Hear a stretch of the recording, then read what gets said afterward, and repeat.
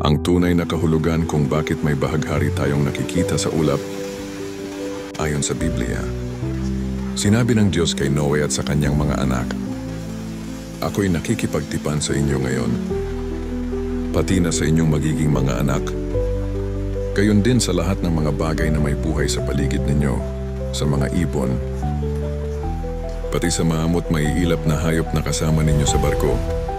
Ito ang aking pakikipagtipan sa inyo.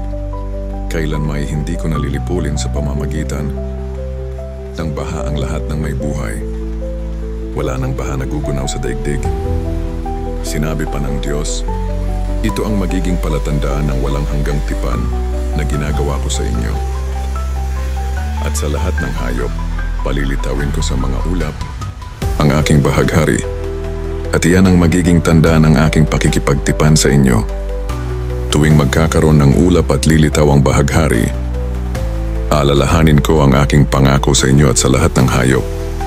Hindi ko nalilipulin sa baha ang lahat ng may buhay.